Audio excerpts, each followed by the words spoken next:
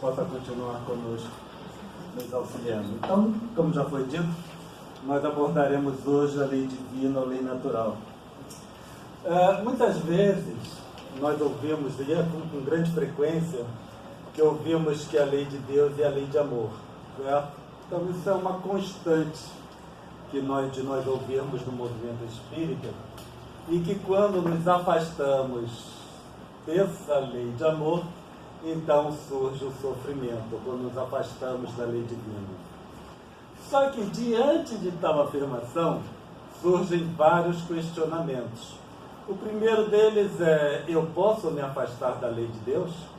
Essa é a primeira pergunta que nós precisamos fazer. Quando dizem que quando nos afastamos da lei de Deus vem sofrimento, a pergunta é: eu posso me afastar da lei de Deus? Se eu me afasto da lei de Deus, eu fico abandonado, só perdido no universo, ou estou submetido a uma outra lei? Se eu estiver submetido a outra lei, de quem é essa lei? Certo? Será o do famoso demônio, que surge, porque essa história de demônio, isso, embora nós falemos com frequência que o demônio existe, mas isso nós trazemos na nossa mente como um fator arquetípico, por ser tão forte durante a existência do Espírito aqui na Terra. E aí surge essa ideia de afastar da lei de Deus, porque teoricamente existiria a figura do demônio. Então, se eu estou submetido a outra lei, seria então essa lei do demônio? Existe uma lei do sofrimento, então, em oposição à lei do amor? Então, são perguntas que todas as vezes que nos vemos diante de colocações assim que são repetitivas e que precisamos analisar com profundidade, então surgem essas perguntas. E são essas perguntas que nós tentaremos abordar hoje, que de repente a gente chega à conclusão que nós nunca nos afastamos da lei de Deus, certo? O que nós esperamos, na verdade. Só que aí, que eu não me afasto da lei de Deus, nós precisamos entender todo esse processo expiatório. Na questão 614, essa é a edição que é publicada pela FEP, a pergunta que vem é: que se deve entender por lei natural? E a resposta tem: a lei natural é a lei de Deus. Está ótimo. É a única verdadeira para a felicidade do homem. Indica-lhe o que deve fazer ou deixar de fazer. E só é infeliz quando dela se afasta. Então aí nós temos que é possível se afastar da lei de Deus, pelo menos é um dos entendimentos dessa resposta, segundo a edição da FEP. Se nós pegarmos a tradução da edição francesa, nós temos que a única verdade para a felicidade do homem, diz ele o que fazer ou não, e ele é infeliz porque se afasta. Então aí não é mais dela, não é mais uma referência à lei de Deus, já está aí, é infeliz quando se afasta.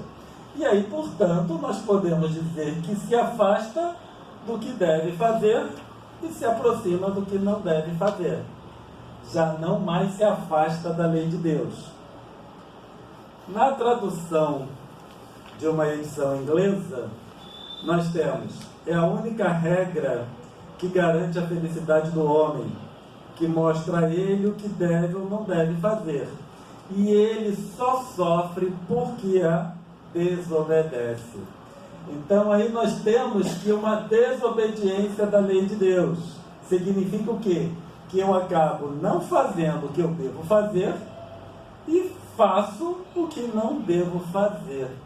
Então aí nós já temos uma mudança, quando nós analisamos as várias versões, as várias traduções, nós já conseguimos perceber uma mudança de entendimento. Quando a gente trabalha com publicações traduzidas, eu sempre tenho que pensar que muitas vezes está embutido a interpretação do autor, do tradutor. Então, nos casos de dúvida, nós precisamos buscar várias referências e várias traduções para salientar, né, para podermos entender. E aí a gente já vê, graças a Deus, que não necessariamente a tradução de que nós nos afastamos da lei de Deus esteja correto e podemos então partir para uma outra abordagem. No livro A Gênese, capítulo 2, Kardec ele trata em pormenores a questão relacionada com Deus e também da providência. Então nós podemos interpretar como a providência sendo a lei de Deus em ação. No final é isso, né? Quando nós falamos de providência, é a lei de Deus que está em ação. E por isso nós estamos sujeitos à providência, significa a essa lei quando em ação. E ele diz o seguinte: nenhum ser haverá, por mais ínfimo que o suponhamos, que não esteja saturado dele. Ele, quando faz a referência, né, sobre esse fluido de Deus permeando todo o universo. Achamo-nos então constantemente em presença da divindade. Nenhuma das nossas ações lhe podemos subtrair ou olhar. Isso é interessante, porque nós estamos constantemente na presença da divindade. E nenhuma ação subtrai o olhar. Significa, por pior que eu seja, por pior que sejam as coisas que eu faça, eu estou sob a tutela de Deus. Certo? Então, isso significa que não importa o que eu faça, eu estarei sempre sob o amparo de Deus. Por isso, nós podemos afirmar que todos nós chegaremos à perfeição, perfeição relativa.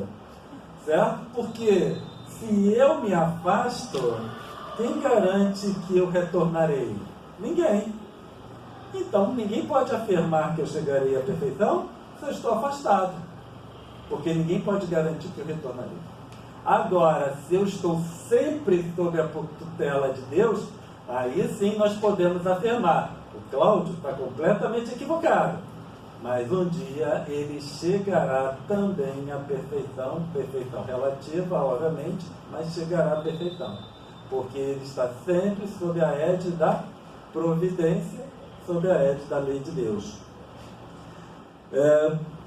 Nenhuma das ações poderá subtrair o olhar. O nosso pensamento está em contato ininterrupto com o seu pensamento. Então também não importa o meu estado, que as minhas preces direcionadas a Deus entram em relação com Ele no momento em que eu as formulo. Só que não apenas minhas preces, até os meus pensamentos maus, até tudo que eu cometa de errado e tudo que eu cometa de bom. Isso significa que Deus me ouve, independente do que eu esteja fazendo. Então eu posso sim fazer uma prece direcionada a Deus e Ele me ouvirá, sem necessidade de intermediários. Muitas vezes nós pensamos que precisamos de intermediários, mas não precisamos. Não preciso estar em harmonia para fazer uma prece para Deus, porque muitas vezes a gente pensa que para eu fazer uma prece eu tenho que me recolher, ficar tranquilo para eu poder elevar meu pensamento e entrar em comunhão. Tudo bem, isso assim é o ideal, mas nos momentos de maior desarmonia, é aí que eu preciso fazer uma prece para Deus. Certo? Não importa onde eu esteja, posso estar na tranquilidade do meu lar, ou posso estar no maior tumulto que se forme ao meu redor. Eu posso estar o mais perturbado possível, assim como eu posso estar o mais harmonizado possível. Eu fazendo minha prece, entro em comunhão direta com Deus, porque afinal de contas, se Ele esperar que eu entre em profunda harmonia para fazer uma prece, coitado de Deus, certo? Vai demorar muito. Havendo, pois, razão para dizer-se que Deus vê os mais profundos refolhos do nosso coração. Estamos nele, como ele está em nós, segundo as palavras do Cristo, segundo as palavras de Jesus. Certo? Então, nós estamos nele e ele está em nós, significa, não dá para separar. Eu posso tentar, mas não consigo.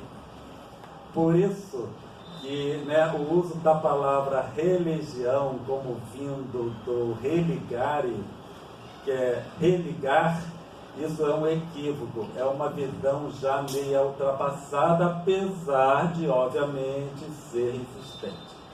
A visão mais atual, quando eu digo mais atual, não é que é agora não, né? Já tem muito tempo. É de relegere, ler novamente. Então, com religião, no sentido de religar, eu não concordo, eu não assimilo. Porque se eu assimilar que eu preciso de uma religação com Deus, significa que eu assumo que eu estou desligado de Deus. Certo? Como eu não estou desligado de Deus, eu não preciso me religar. O que eu preciso ler novamente, se eu preciso, né? Tanto é que nós estamos sempre lendo novamente a doutrina espírita, a codificação. Então eu sou completamente avesso à ideia do religar e que precisamos nos religar novamente a Deus. Estamos ligados, independente do que eu faça. Então, até aquele ser que nós consideramos mais abjeto, mais vil, ele está sob o amor de Jesus, obviamente, e de Deus. Então, está ligado a Deus. Para estender a sua solicitude a todas as criaturas, não precisa Deus lançar o olhar do alto da imensidade. As nossas preces, para que Ele nos ouça, não precisam transpor o espaço, nem ser ditas em voz retumbante, pois que, estando de contínuo ao nosso lado, os nossos pensamentos repercutem nele. Então, é um processo natural do qual eu não consigo me abstrair. É muito importante o entendimento dessa nossa relação com Deus para entendermos suas leis. E assim, né, a partir do momento que entendemos a nossa relação com Deus, nós deixamos de dizer que estamos desligados de Deus, que fulano ou Beltrano está desligado de Deus. Certo? Porque se eu penso que alguém está desligado de Deus, é esse pensamento que eu estou emitindo. Muitas vezes nós temos, né, muito forte essa noção da nossa ação, do nosso pensamento sobre as outras pessoas, mas não nos damos conta de quantas coisas equivocadas nós pensamos com relação aos outros. Então, quando nós vemos, né, pessoas teoricamente muito equivocadas, nós tendemos a emitir para eles pensamentos de que eles estão desligados de Deus, ao invés de emitir um pensamento para eles perceberem a presença de Deus neles mesmos. Certo? Porque só aí é que nós e eles, obviamente, todos nós, poderemos trabalhar pela nossa transformação, quando nós sentirmos essa presença de Deus em nós. E essa questão de estar desligado é assim vai contra a ideia primordial de que precisamos sentir Deus em nós mesmos. Para nós entendermos essa questão de Deus para conosco, lá no livro A Gênese, eles usam o exemplo do espírito, perispírito e corpo. Então, obviamente, nós somos formados por trilhões de células, certo? E o espírito comanda isso tudo. Então, eles dizem o seguinte, que nós, enquanto espíritos encarnados, somos um universo em nós mesmos, porque cada célula é um ser inteligente. Eu preciso pensar que, se qualquer célula do meu corpo consegue manter a vida mesmo fora do meu corpo. Então, se qualquer célula for retirada do meu corpo, colocada no meio de cultura, aquela célula continua viva, se reproduzindo. Então, se continua viva, se alimentando, excretando e se reproduzindo, ali é um ser inteligente, certo? Toda célula tem a componente de inteligência associada. Todo ser vivo tem uma componente de inteligência associada, sendo que a inteligência, no nosso conhecimento, a inteligência fundamental é Deus, e nós, espíritos, somos a expressão da inteligência. Então quando nós vemos da espírito corpo físico, com esses seus trilhões de células, nós temos um universo. E qualquer coisa que aconteça no nosso corpo, nós tendemos a perceber. Algumas coisas nós não percebemos conscientemente, mas muitas coisas nós percebemos conscientemente. Então, nós enquanto espíritos, estamos intrinsecamente ligados a esses trilhões de células, certo? Então, se uma célula de fígado no corpo continua se comportando como uma célula de fígado, é porque está sob a ação da inteligência superior, que no caso somos nós, espíritos. Se tirar essa célula de fígado e colocar no meio de cultura, ela não mais funcionará como uma célula de fígado, apesar de continuar viva, mas perde, obviamente, o comando. Então, quando nós pensamos, para essas células, o espírito é como se fosse Deus. É ele que isso é só um exemplo que eles usam no livro A Gênese, para nós entendermos essa relação. Então, essas células estão imersas nesse espírito, entre aspas, porque essa ligação é tão forte que o espírito é que coordena todo o funcionamento do corpo. É ele que gerencia todo o comportamento dessas células. Então, como essas células sofrem a ação do espírito, a ação de comando do espírito, então é como se para essas células nós fôssemos Deus, certo? E assim nós podemos entender a nossa relação com o próprio Deus. Nós estamos imersamente ligados a Ele e não conseguimos dissociar, assim como essas células não se dissociam do espírito que está coordenando aquela vida orgânica. Então, esse exemplo que eles usam. E Kahneman, numa mensagem da Sociedade Espírita de Paris, diz o seguinte: análogo fenômeno ocorre entre Deus e a criação. Deus está em toda parte na natureza, como o espírito está em toda parte no corpo.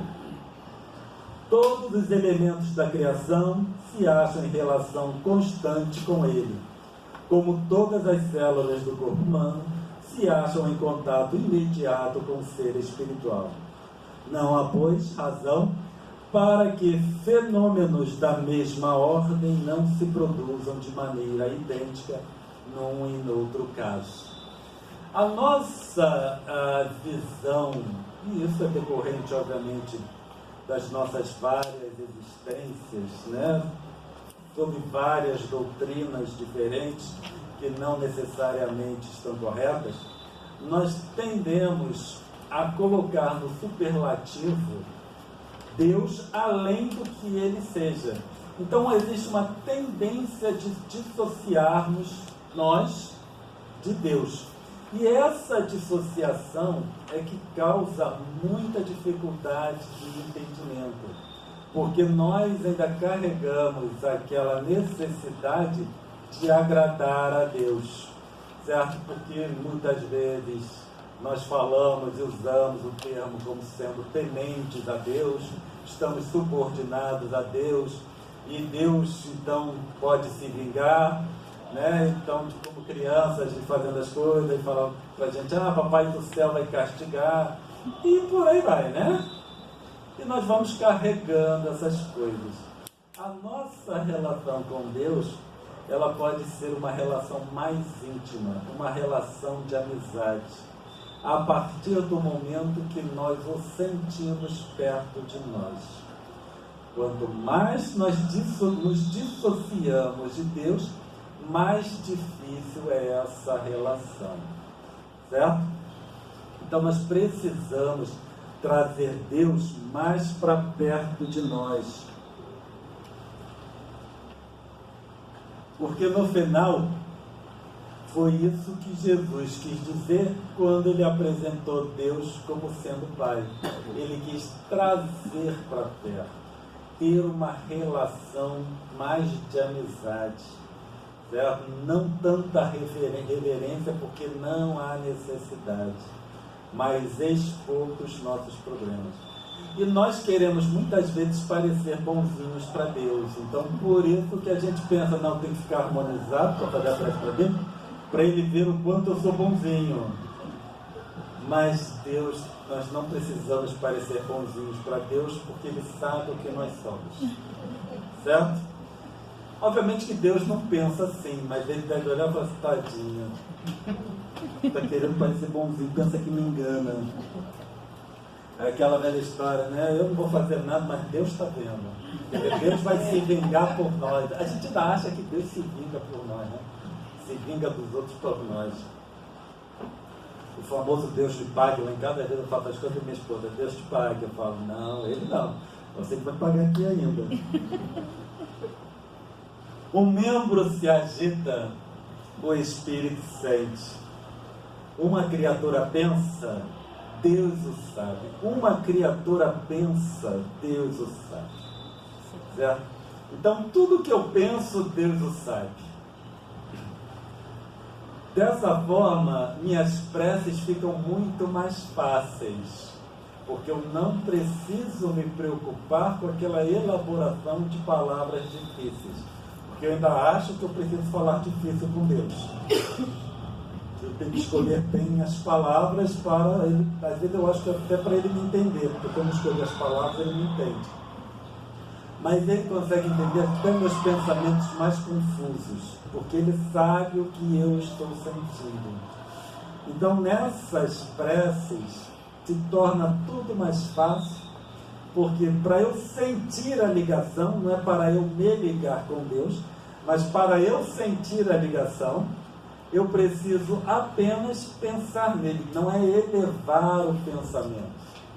Certo? Elevar o pensamento nós temos sempre como atingir o estado de harmonia, pacificar a mente, mas eu preciso só pensar nele. É o famoso Deus me ajuda nessa hora difícil e a coisa está complicada. E eu sei que a gente esquece. Coisas desse tipo eu falo repetidamente desde muito tempo, né? Que a gente precisa fazer prece, mesmo nos momentos de dificuldade. Aí uma vez eu estava com um cálculo renal e aí nós fomos para emergência aqui do hospital. Eu estava lá com muita dor, aí minha esposa olhou para mim e falou, você já fez uma prece? E eu me dei conta que eu não tinha feito uma prece. Certo? Não tinha buscado aquele sentimento. Então, e olha que eu falo, certo? Eu falo não apenas aqui, falo em cursos, falo em várias palestras. Na hora do sufoco, a gente esquece. E aí nós fizemos uma prece juntos. E melhorou. Pelo menos resolveu o problema na hora. Todos os membros estão em movimento. Os diferentes órgãos estão a vibrar. O espírito ressente todas as manifestações, as distingue e localiza. Não necessariamente conscientemente, mas o espírito faz. As diferentes criações, as diferentes criaturas se agitam, pensam, agem diversamente. Deus sabe o que se passa e assina a cada um que lhe diz respeito. Veja bem que ele falou as diferentes criações, as diferentes criaturas. Então nós saímos do reino puramente hominal e adentramos em todos os reinos, certo? Todas as criaturas. Eu sei que algumas, visões de algumas doutrinas religiosas, filosóficas, Eles dizem, até fazem a distinção que o homem é criação de Deus e os animais são criaturas, alguma coisa desse tipo, né? Parece estranho, mas no movimento espírita nós fazemos a distinção também. Nós falamos que no nominal é espírito, no animal é princípio inteligente. Mas Deus não cria princípio inteligente, Deus cria espíritos. E os espíritos são decorrentes do princípio inteligente. Então, até no livro dos Espíritos, nós temos lá o que é o espírito, o princípio inteligente do universo. Então, no próprio livro dos Espíritos, eles fazem uma correlação direta entre o espírito e o princípio inteligente, e no final, o espírito é decorrente do princípio inteligente. E todos os seres são espíritos. Então, né, é o que Deus cria, espíritos. Então, somos todos filhos de Deus, independente do reino em que nós nos encontremos. Isso graças a Deus, certo? Literalmente. Porque senão nós pensarmos num mundo muito evoluído, perto deles, nós somos como que animais. Porque nós estamos mais perto da animalidade do que da angelitude. Então, graças a Deus, porque senão, se fosse assim, eles seriam espíritos, né? É que espírito muito evoluído não pensa essas coisas. Mas se eles pensassem como nós, iam achar que nós somos princípio inteligente. Se eles tivessem esse pensamento equivocado, né? Aquele pessoal é princípio inteligente. Por aí vai, não é espírito, não. Só que eles sabem melhor. Então, é interessante, isso né, na revista espírita, depois muitas vezes as pessoas só ficam ali onde falam que os animais em Júpiter são mais inteligentes que os animais da Terra, e os animais de Júpiter fazem os trabalhos domésticos. Quem faz trabalhos domésticos? Somos nós. Se nós analisarmos, se aquilo fosse correto, tá? Chegaríamos à conclusão de que os animais de Júpiter somos nós. Só que aquilo é equivocado. Depois, mais para frente, na revista espírita, Kardec vai questionar de novo, e aí eles falam que aquele espírito que deu essa comunicação estava mais fantasiando do que falando a verdade. Então aquilo é só assim uma teoria. Mas de repente aquele espírito tem o mesmo pensamento nosso. Daí se pode igualmente deduzir a solidariedade da matéria e da inteligência, a solidariedade entre si de todos os seres de um mundo, todos os seres novamente, certo? E também de todos os mundos, e por fim de todas as criações como Criador. Então nós temos essa solidariedade de todas as criações com o próprio Criador. Certo?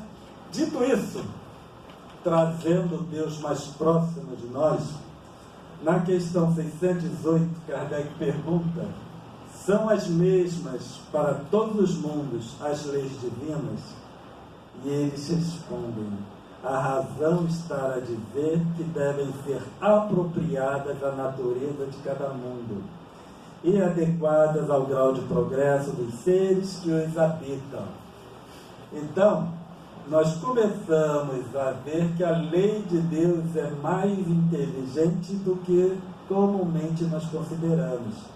Porque muitas vezes nós pensamos que a lei de Deus é uma só para todos os mundos. Mas não é. Ela está adequada aos seres que ali habitam. O que também faz todo sentido. Porque eu não posso estar submetido às mesmas leis que os espíritos extremamente evoluídos, por exemplo, estão. Porque o entendimento deles é completamente diferente do meu. Então, por isso que algumas vezes, conversando com esses mentores, eles falam para nós assim, né, diante de algum questionamento, eles falam: eu não posso mais me dar ao direito disso ou daquilo. Por que ele não pode mais se dar ao direito? Que, por exemplo, nós podemos. Porque a lei ao qual ele está submetido é diferente da minha lei. A lei que eu estou submetido. porque eu ainda sou um espírito mais ignorante do que ele. Então, a mesma forma que nós tratamos uma criança de 5 anos, não é a forma que nós tratamos um adulto. Certo? Nós esperamos comportamentos diferentes. Então, se uma criança aqui de 5 anos começar a correr, isso é esperado, mas a gente não espera um adulto aqui começar a correr, né? Então, a forma como nós nos relacionamos também é proporcional ao entendimento.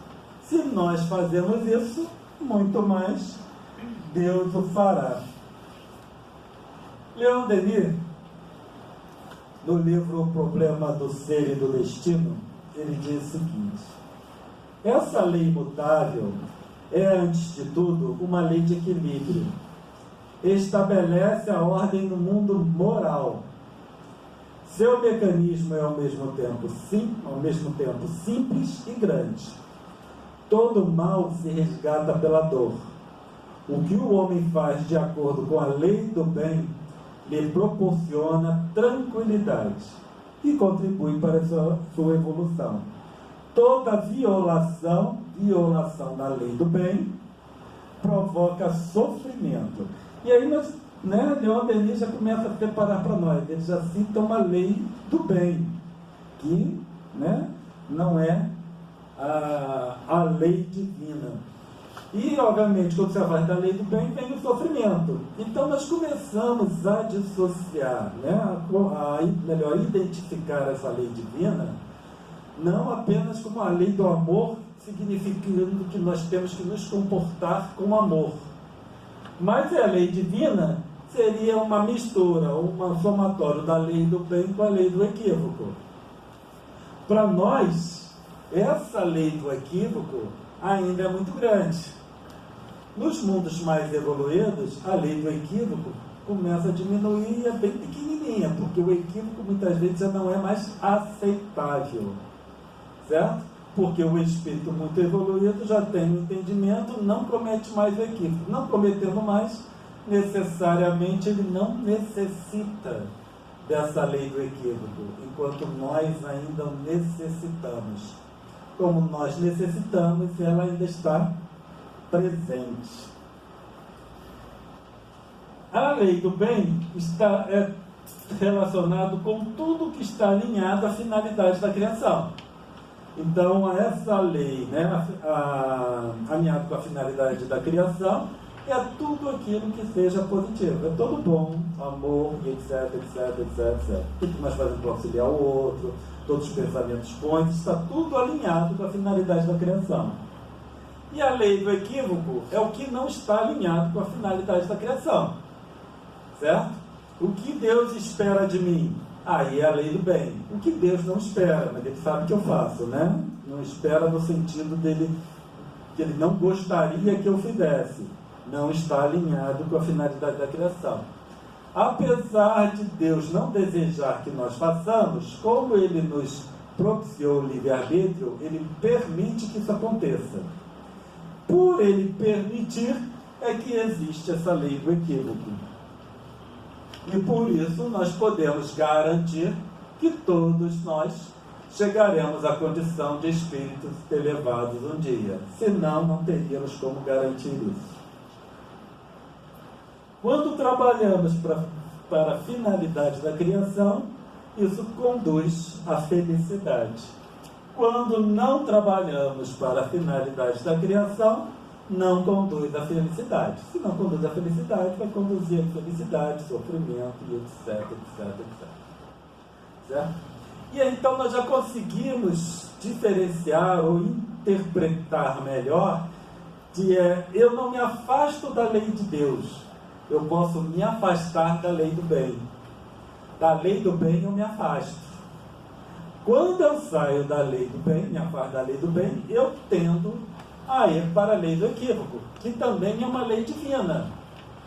Certo? A partir do momento que Ele me deu o livre-arbítrio, permite que eu faça as escolhas, permite que eu faça coisas erradas, Ele necessariamente precisa estabelecer uma lei que me traga de volta à lei do bem. E como como essa lei do equívoco me traz de volta? Através de eu vivenciar as consequências daquilo que eu faço. Então, eu vivenciar as consequências, não é que Deus fica olhando, ele vai ser castigado. Ele estabelece que para os dois casos, o indivíduo recebe ou vivencia as consequências. Pronto. Daí ele resolve todo o problema. Certo? O espírito sempre vivenciará as consequências dos seus atos. Se ele está alinhado à criação, vai conduzir à felicidade, ao bem, e eu vivencio as consequências que são boas. Se eu não estou alinhado com a finalidade da criação, eu também vivencio as consequências, só que essas consequências são desagradáveis. E como ele não estabelece as consequências, mas eu mesmo, em conformidade com o tipo de ação que eu faça, então sou eu mesmo que determino as consequências das minhas ações. E aí Deus resolve um bocado de problema. A lei divina não deixa de ser a lei de amor. A lei do amor de Deus. Certo? É a lei do amor de Deus para todas as criaturas. Só para esclarecermos que a lei do amor também é interpretado como a lei divina. Mas é a lei do amor para com suas criaturas. O amor de Deus para com suas criaturas. Assim eu devo entender. Não significa que é a lei de eu fazer o que desejo sem consequências. Sabe, vó, que o neto faz as piores barbaridades e a avó acha lindo, sorri, abraça, e vai, mesmo independente do que ele faça, tem bolo, tem doce, né, tem um leitinho de chocolate. Pois é, e a gente fala amor de vó. Então, quando pensa em lei de amor, a gente pensa em alguma coisa desse tipo.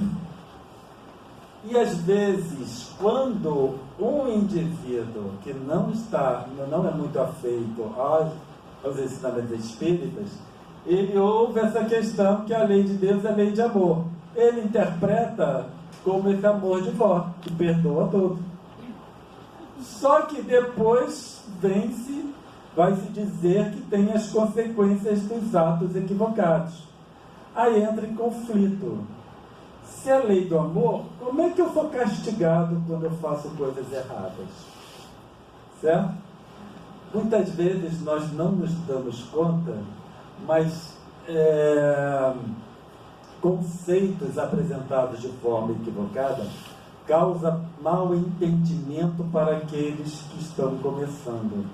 E nós, muitas vezes, também não temos uma interpretação correta por causa desses conceito equivocado que nós vamos assimilando, nós não temos uma interpretação adequada. E com isso também passamos uma explicação não tão correta e, obviamente, causa consternação nos outros. Porque essa questão de como nós apresentamos afastar da lei de Deus o indivíduo, muitas vezes, né, que está no caminho equivocado, ele não quer se aproximar para não ouvir que está afastado de Deus. Porque ninguém quer se afastar de Deus. Todos aqueles que creem em Deus não querem se afastar de Deus. Os que não creem não se importam.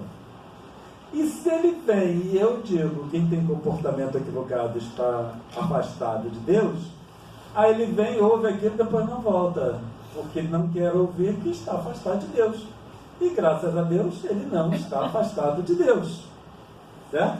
Essas colocações, elas trazem um alento para o indivíduo. Porque nós precisamos pensar que não somos espíritos altamente evoluídos.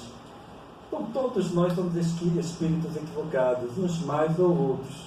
Todos aqueles que nos ouvem falar são espíritos equivocados. Certo? E nós também somos espíritos equivocados.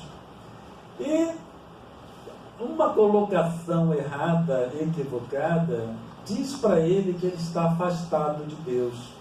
Isso não é caridade. É falta de caridade quando nós falamos com alguém que essa pessoa está afastada de Deus, afastada do Pai. Leon Denis, então, continua sobre a lei do equívoco. Qual seria a distinção, se é que existe, entre equívoco e mal? Os nossos atos e pensamentos traduzem-se em movimentos vibratórios e seu foco de emissão, pela repetição dos mesmos atos e pensamentos, transformam-se pouco a pouco em poderoso gerador do bem e do mal. Então, o equívoco, ou melhor, o mal, é a repetição do equívoco. Eu me equivoco em decorrência da minha ignorância. Agora, a partir do momento que eu já percebi que aquilo é um equívoco, e eu continuo fazendo, em 5 minutos, senhora, então aquilo passa a ser mal. Então, essa lei do equívoco, ela estabelece que se equivocar é humano, persistir no erro é burrice. A distinção entre equívoco e mal está na frequência dos atos, ainda em Leon Denis, e ou pensamentos. O equívoco é decorrente da ignorância.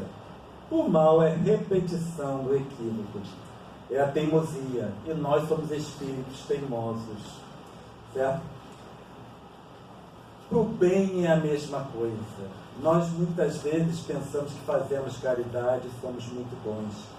Mas no Evangelho segundo o Espiritismo, se não me engano, eles nos dizem que nós temos impulsos de generosidade. Nós não somos generosos. Nós temos impulsos de generosidade. Certo? Isso significa que não agimos com generosidade no estado normal.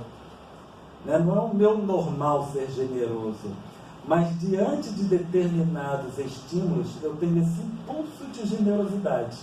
E nós vamos trabalhando assim, de impulso em impulso. Quanto mais nós conseguimos repetir esses impulsos de generosidade, aí ele se transforma em bem. Eu ainda não faço bem, eu faço apenas, eu respondo aos meus impulsos de generosidade. Então, por isso que muitas vezes essas catástrofes naturais, elas são importantes porque mexe com o nosso íntimo. E aí nós vislumbramos esses impulsos de generosidade. Então, diante, por exemplo, de um cão que foi maltratado e morto num supermercado, nós vemos assim um grande impulso de generosidade, uma indignação. Mas os milhares e milhares e milhares de animais que são mortos nos abatedouros, nós não nos importamos, achamos natural. Então, qual é a diferença do cão para aqueles milhares e milhares de animais que são abatidos? E não pensam que são abatidos de uma forma humana, entre aspas, Ali existe muito sofrimento. Surgem as consequências. As vibrações de seus atos, de seus pensamentos maus, depois de haverem efetuado sua trajetória, voltam a ele, mais cedo ou mais tarde, oprimem-no e apertam-no, na necessidade de reformar-se. Então, essa lei do equívoco vai nos mostrando as consequências dos nossos atos. E a lei do bem também nos mostra as consequências dos nossos atos. Precisamos só avaliar o que eu gosto mais, das consequências dos meus equívocos ou das consequências daquilo que eu faço de bem. Esperamos que tenhamos contribuído um pouco mais para o entendimento e que a paz do nosso Mestre Jesus continue sempre conosco.